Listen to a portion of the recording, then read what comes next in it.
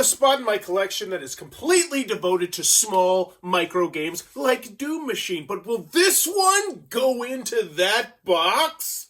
Let's talk about it.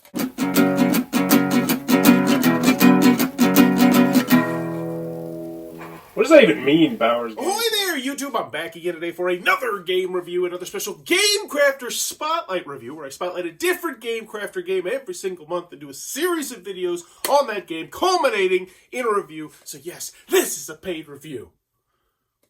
I had to mention that at the beginning. You shut your mouth, dog! Get out of here! But, that being in mind, I'm still going to give you my honest thoughts on it. So in Doom Machine, this is a really simple game, which is going to come with a couple different things. First, you're going to get about 20 of these cards. I'd say roughly these cards, for the most part, are going to be what are called Doom Machine cards, because you're going to be fighting against the Doom Machine in this game. So these cards right here, they'll look like this. You'll put a dice up top here, then it's going to slowly travel down. And each time it travels down, you're going to do something different, which will be listed over here. And there's a wide variety of these cards that do some pretty cool stuff. Dealing damage. Some of them will raise what's called the sentience and the power, which are going to be something that you're keeping track of right here. And you'll have to come back to this a couple times. You're going to be moving a cube on here. And all the while, you're trying not to die, because you're also going to be keeping track of your health on this little card here. Now, over here, you're going to have some modifiers, and that's a little bit of foreshadowing, because the next component we're going to talk about are these fancy-dancy little dice right here. You got a whole bunch of D6 die. I just dropped one of them into my coffee. And you are going to be rolling those dice and then placing those dice out, because the Doom Machines are all going to have, or the Doom Machines parts are all going to have different ways that they get damaged. So this one, it's got, this one has to be, the little one, less than a 3. And if you could put 2s and 1s there 6 times, boom, this card will go away. And what's even better is you'll get the die that was on top of that card, meaning now you'll have more dice. And at the beginning of every turn, you're going to roll those dice and then allocate those dice and manipulate those dice, trying to defeat the Doom Machine. It's all good dice manipulation fun. Burying the lead there, because that's part of the review. That's the basic core gameplay there. It's a really simple loop. The rules do an admirable job. They're rule cards, which I think is everyone's least favorite way to get rules, but it's a necessary evil for the portability in Doom Machine.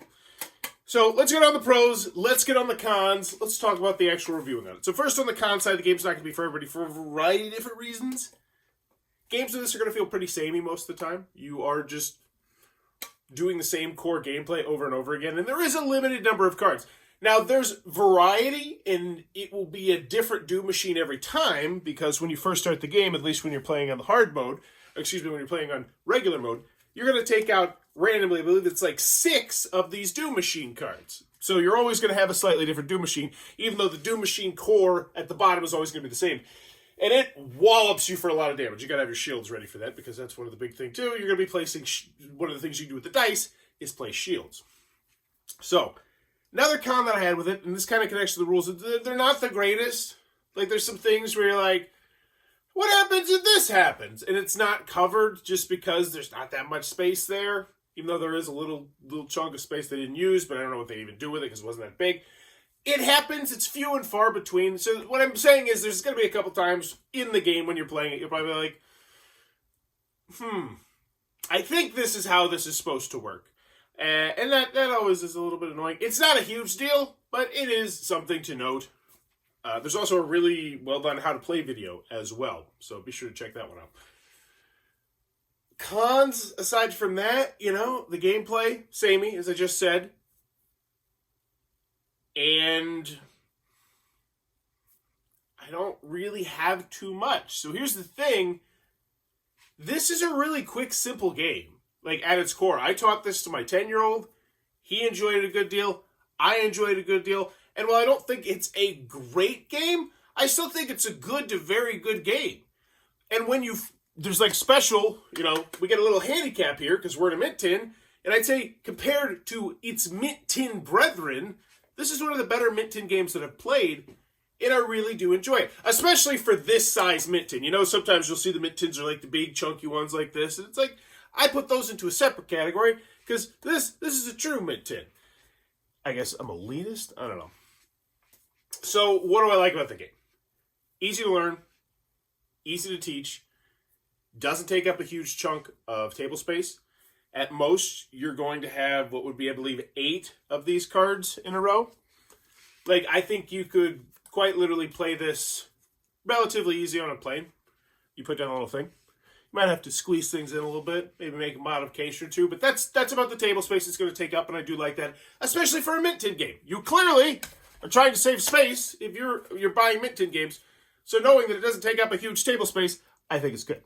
The game is going to be different every time, because different Doom Machine cards will come up different times, and sometimes a card that does something won't come up, or sometimes it will. And I feel like there's a decent amount of Doom Machine cards and what they do. Some will mess with the sentience, some will mess with the power, some will heal things. So I do like that. The game, this is a pro, I guess. It's a weird pro. The game feels like it definitely has room to grow. And I hope it does. I would love to see an expansion in one of those mint tins that I talked about the other time that are a little bit chunkier that just had expansion cards in there that you could add to it. Because at its core, the gameplay is fun. The system is fun. I enjoy the basic premise. I roll the dice. I manipulate the dice. I place the dice where I never need to do. The Doom Machine punches me in the face, and then we rinse, wash, repeat that a couple times until the game is over. Now, I will say, I think when you first learn the game, and this is kind of more on the con side, the game is pretty difficult, but once you get it, it's not as much, because what happens is you start, and this is super important, like you're going to get crushed the first few times you play it if you don't do this.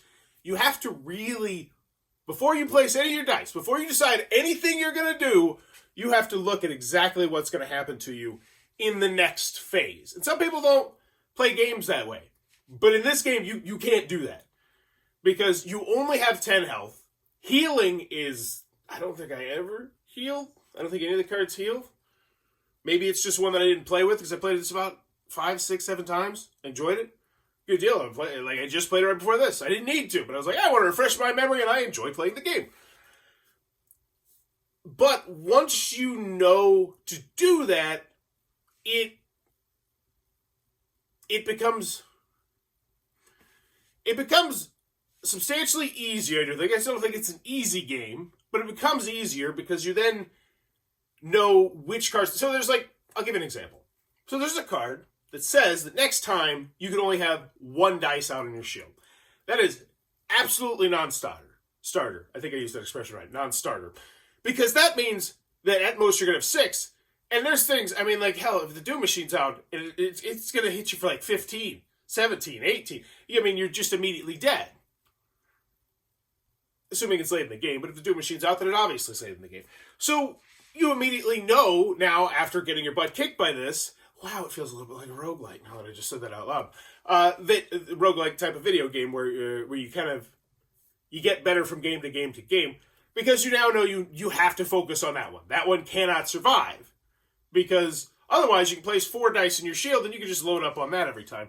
I don't know where I was going with this. The end game. The end game. So, yeah, once you get better at the game, the end game it can be a little stale, a little standoffish towards the end. I don't know how you would fix that, but it can be. And that's, and once again, at the end of the day, I'm still telling you this, I think this is a good to very good game. I think most people are going to fall in that category, especially when you factor in that it's a mint tin game. So I would say I think it's a great mint tin game, but with the emphasis on the mint tin part. But it's still, I'm going to keep it. I'm going to keep this in a special section I have where I put solo games that my son could play, because he enjoyed it a good deal. He loved looking through all the different Doom Machine cards, because I believe there's 15 of them, and hopefully more come out in the future. And yeah, I think it does a very admirable job. I don't think this is going to be anybody's favorite game of all time. I don't think most people are going to think this game is, amazing and spectacular. I don't, unless you're really new to the hobby, and then that's a whole different shebang. If you're like, whoa, I can manipulate dice. Yes, welcome, by the way. But I still think most people are going to fall into the good to very good category. So at the end of the day, that's the final thought. If you enjoyed this review, please be sure to click on that subscribe button down below. So I'm trying to reach 17,000 subscribers in 2023. It might be my biggest year ever. Also, in the comments below, let me know what's your favorite mint tin game of all time. Oh, I get them all mixed up. So Poketo is a company that I think has done like 3, 4, 5 different mint tin games, each with a different mechanism. So there'd be like Mint Builder, it's a deck builder, or Mint this, Mint social deduction. It's a social deduction game. They haven't actually done those two themes, those two genres. I don't know why I gave them to you. Those are 2 terrible examples, but that's what Poketo, check them out, it's with a K.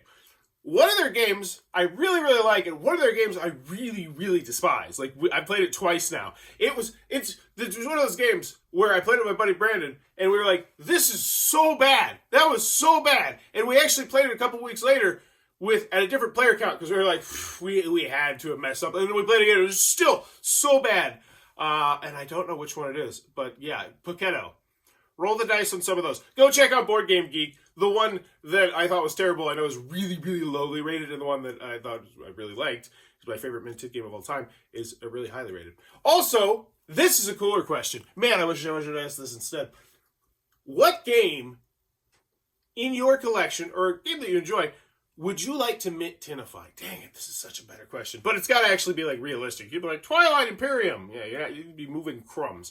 But let me know in the comments below, as always. Thanks for the time. Also, check out the Game Crafter if you ever want to make your own game, like the Doom Machine. Really cool example. This was Kickstarted, and then they gave all the component lists and the artwork of the Stoodads and the stuff to the Game Crafter. The Game Crafter sends them out for you. Like, they do the whole thing. They will, they print it, they ship it. They're delightful. Check them out. And as always, thanks for your time, YouTube. This video is brought to you by all of my amazing Patreon supporters, and I would love it if you would join their ranks and have your name immortalized in the end of many of my videos for the end of time. But consider for only $1 a month, and as always, thanks for stopping by.